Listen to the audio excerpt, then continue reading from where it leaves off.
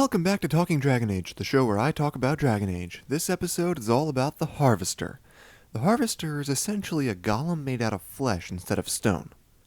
It's actually what Orsino turned into at the end of DA2, though it was first introduced in the Golems of Amgarrak DLC for Dragon Age Origins. I've played through it several times, and, well, as a side note, it was good, but Origins wasn't really built for it. That mysterious, almost horror vibe they were going for just didn't match the gameplay style of Origins. That aside, it was interesting.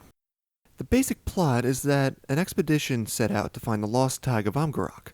Amgarrak was a place that was studying golem craft after Careless had sealed away his anvil and destroyed most of his research. The expedition disappeared under mysterious circumstances, so the Warden-Commander is asked by Dace to help him figure out what happened. Jarek explains that he had helped fund the expedition and had a brother that had gone along with it. Upon their arrival on the Tig, they immediately find that things aren't quite right. There's clearly some very strange magic at work in the area, and they see something scurry away from them when they first enter. They then find Brogan, Jarek's brother, who is conveniently the only survivor. They learn that almost everyone in the expedition was killed by that thing they saw, something called the Harvester. Upon searching the Tig and finding codex entries, we're able to piece together what actually happened at Amgarrak and what the Harvester really is. So here's what happened. Only a bit of Carradin's research was able to be recovered, and it was eventually granted to House Stolvish by the reigning queen at the time. House Stolvish, along with a Tevinter mage named Nerida, promised to recreate Carradin's work and eventually create new golems. They set up shop in Amgarrak, and when they believed they were ready, they petitioned the mining caste for a big shipment of stone and iron to actually get to work building the golems.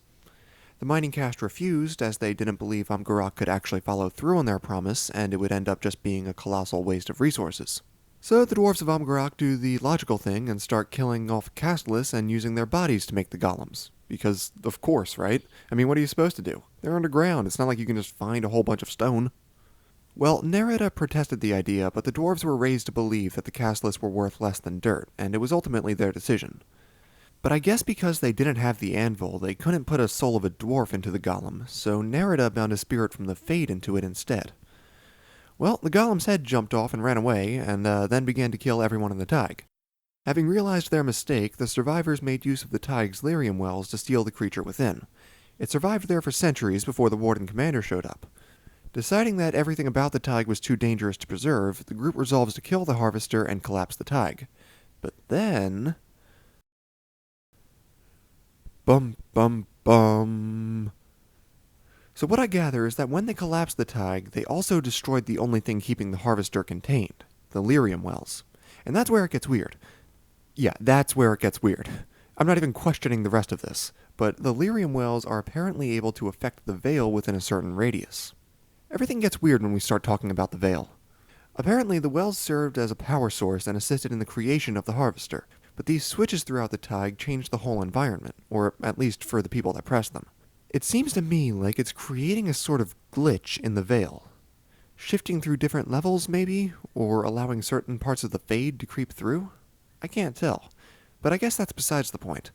All I can say for sure is that the Lium wells played a vital role in keeping the Harvester trapped. With the Tig destroyed, we see multiple Harvester heads escaping into the deep roads. This raises a few more questions. I mean, the ancient notes suggest that they only ever made one. So did the original create more somehow? Or was it able to split its consciousness across multiple bodies? I think that's more likely because I don't see how it would have been able to make more. I think its only goal is to add more corpses to itself in order to grow. But then it was able to split itself into multiple pieces. That's my best guess anyway. Regardless, let's remember that this all took place about 10 years before Inquisition. So where have these things been the past 10 years? I mean, probably in the deep roads, which would explain why we haven't seen them since. But where specifically? By traveling the deep roads, they could end up anywhere in Thedas. Even Tevinter.